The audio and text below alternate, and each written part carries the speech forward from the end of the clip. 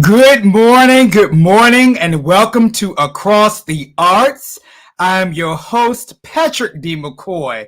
I am so delighted that you have chosen to join me for this encore presentation of the MAESTRO series featuring Dr. Anton Armstrong, who is the conductor of the famed St. Olaf College Choir. And today is his birthday. Happy birthday, Dr. Armstrong. I'm so delighted that I have this opportunity to replay our interview from 2014 when you were in town for the Chorus America meeting here in Washington, D.C. Let's take a travel in time as we revisit this wonderful interview.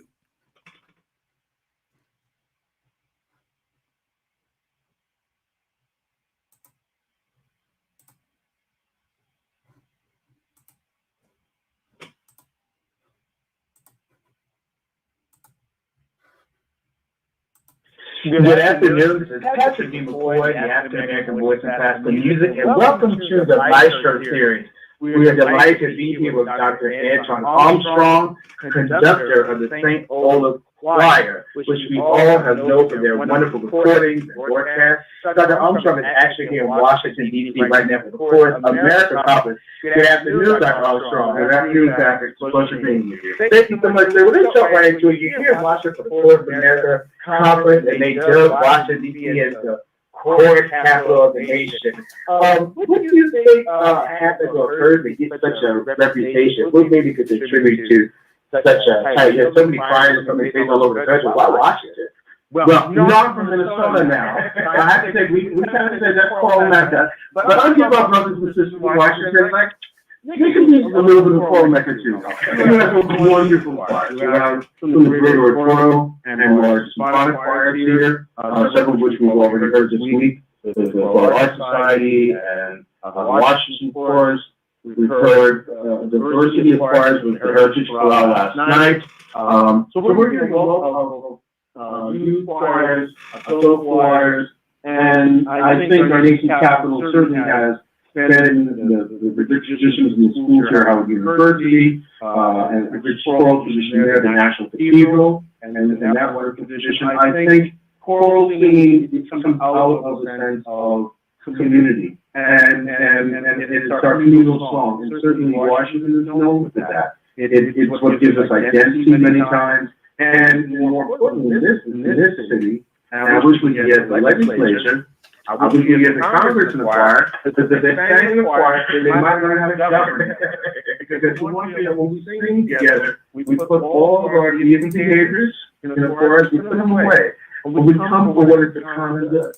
We come to make harmony, not discord. So truly, if we could put Congress in the choir, we might just learn how to govern our land. Now, when did you get the chorus done? All the things that you're a choral conductor, when did you first catch that bug of interest to study choral music as a profession? Well, I have to say, I grew up in a wonderful church. I grew up in New York with a very fine choral program, but it was through that church choir program I got taken in as a young adolescent in the American Boy Choir.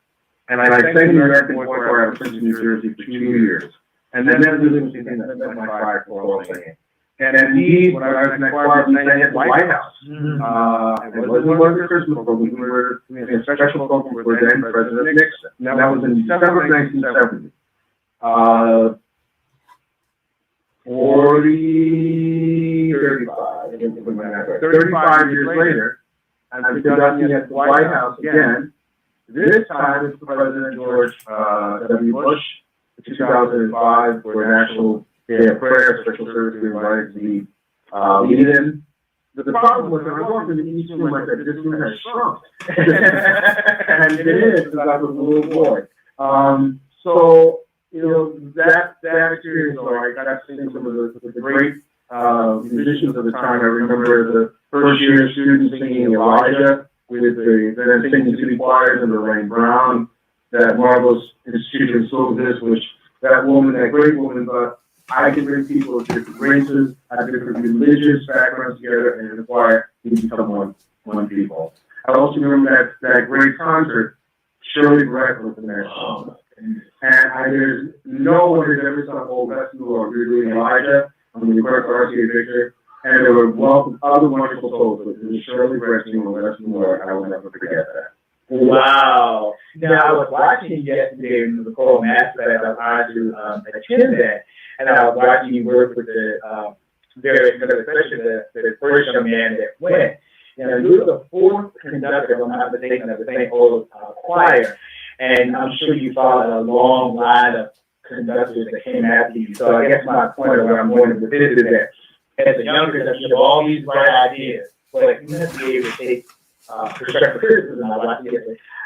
How does that kind of relate to when you see a young person in a math class and when you're giving critique? How does it reflect back on when you were a young conductor and trying to find your way in? Well, quite frankly, these opportunities did not exist. I sound like an ancient of days now.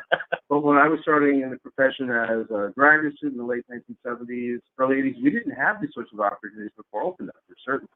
And so this is one of the great things about Chorus America. Now, ACDA has started to do that type of thing as well. But what I love about what Chorus America does, and I'm a life member of ACDA, but that's a competition. I hate competition. And you use that to that. What I love about the Chorus America model is that we do these master classes, and they do submit videotapes, and we choose. And Chorus America tries to find different levels. So they have certain master classes are working for with orchestra. Some are working more focused on youth and children's choirs. This was a repertoire that was primarily a cappella with some piano, some basic accompaniment. But these young people, for instance, had the wonderful singing sergeants as their ensemble to conduct. What I would say, it helps us, I hope, to nurture.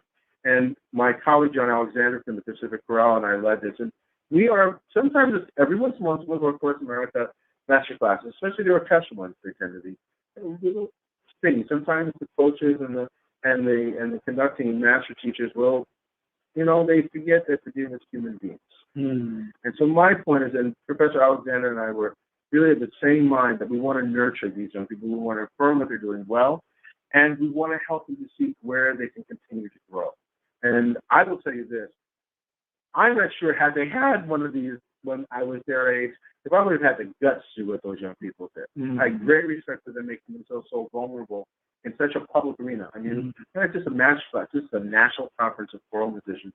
And I turned around at different times, as one young man said to me, who was conducting the Dawson setting, and every time I feel this spirit, he said, it was bad enough having to conduct this with you, knowing that you recorded the Dawson Spiritual.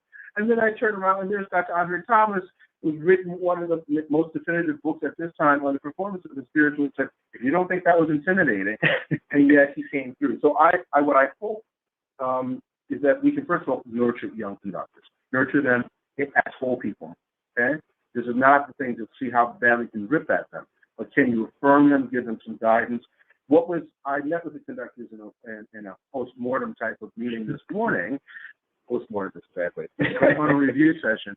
And what was wonderful was for them to see some new insights, but none of the concepts that my colleague and I actually went after yesterday were totally new to them.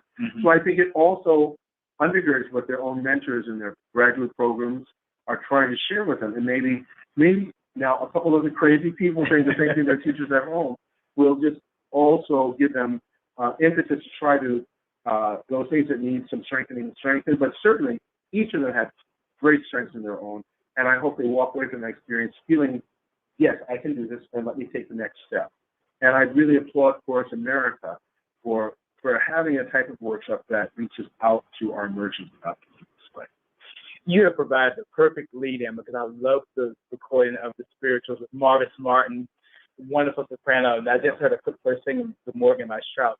But for me personally, I consider you a trailblazer because here you are at St. Olaf College, connected to choir, predominantly white choir as an African-American conductor, but you have recorded these spirituals with this choir, and as an African-American person myself, to listen to that, I would never know the difference. Can you talk about how music transcends race and maybe some of the thoughts on this particular? To give you a little bit of background, I was approached by Neil Chose, who unfortunately has passed away since in the last couple of years. But Neil was the owner of Neil Chose Music, and they own now the copyright to all the Dawson spirituals. While Dr. Dawson was still alive, he and Neil Chose joined forces.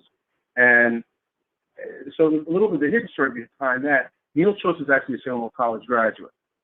Neil's uncle, by marriage, was Olaf Christiansen, who was the second conductor of the St. Olaf Choir. So it's kind of, how many points of removal you get. But Neil approached me, and as we were coming up to 1999, up to the centennial of the birth of Dr. Dawson, would I record the whole collection? I said, no, Neil, we're not going to do the whole collection. But I would love to be able to go back and take some of the recordings, and yes, to do it with a choir that might not be automatically associated with that. Because for me, the African-American spirituals, while they have come out of our people and the burden, they are a universal statement about human existence. When I do the spiritual worldwide, as I have, I've done them in PTO in Stockholm, Sweden, I've done them in Jerusalem, I have done them in Kyoto, I've done them, I will do them in Seoul, Korea, I've done them in New Zealand. People look at that as American music. Mm-hmm. They see that as truly indigenous. They don't see this as African American. They see it as truly American music. And so colleagues like my dear friend Andre Thomas and I, but long before that, Chester Harrison was using these as bonds of friendship during the Cold War, taking these great songs of liberation of the human soul, the strength of people who were treated in such an inhuman way, and shows the humanity that can come out of these songs.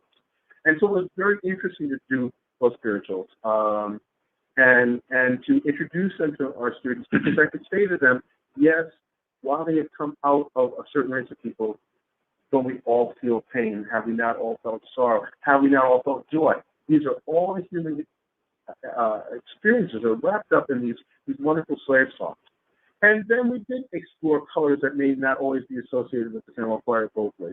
I tried different formations that allowed me to get a different sort of sound, but still true to that identity of that choir. I don't know about authenticity. I was an African American raised in a middle class family in New York. I don't know nothing about picking cotton, and but what I did understand is the sense of pain and sorrow. I understand the sense of joy and jubilation. I understand the sense of people giving thanks to a God who never fails. That my students in Minnesota could also understand. And so by us doing those albums, it gave permission to a lot of people to try music that might not be part of their tradition. I have that wonderful album that's recorded by Dr. Dawson, Tuskegee. And that was a guy, but again, I had to be true to the type of student singer that I have here.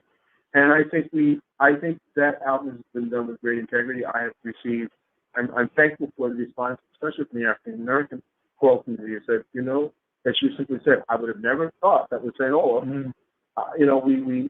We tried different vocal timbres to better bring, I think, elicit the meaning and the pathos of the spiritual. Of all the recordings I've done with the St. Olaf Choir, it may be one of the most fulfilling ones I've ever done. And certainly our students were transformed. And then to collaborate with an artist like Marvis was indeed. In fact, she had just recently lost her mother. And she was singing, I think, Balm in Gilead. And we finished, and she just started crying. And it was these wonderful Teutonic European students often. I had a couple of African American students, but they had never seen, European people sometimes kind of clog up. Yeah. And my friend, she just let it all pour out, and the kids kind of looking, and at one point, I know what really set it off. We had finished recording, and I was doing Joseph and Poland, a wonderful African American educator, setting up City Hall Heaven. And that year, I had a wonderful African American tenor in the choir, Albert Jordan. He was singing, and as he was singing, I heard of City Hall Heaven. Started to make heaven up. She just started weeping. But what I said, and I said, keep singing. She said, that's the first time I've ever cried for my mother. My mother was not just my mother. She was my best friend. Mm-hmm. And so we saw that humanity, the vulnerability that came through these songs. Wow. But just as we close, Dr. Armstrong, I want to say thank you so much for giving me this opportunity.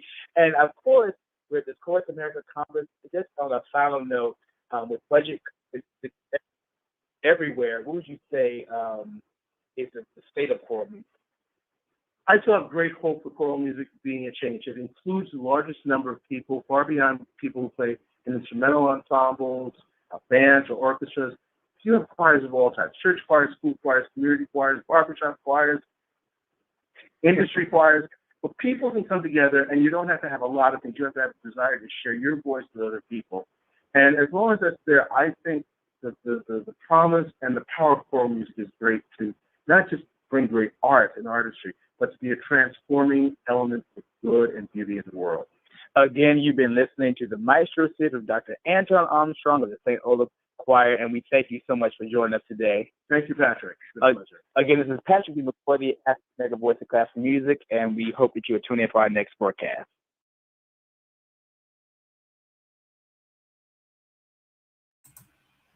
Thank you all so much for traveling down memory lane as we celebrate the birthday of Dr. Anton Armstrong.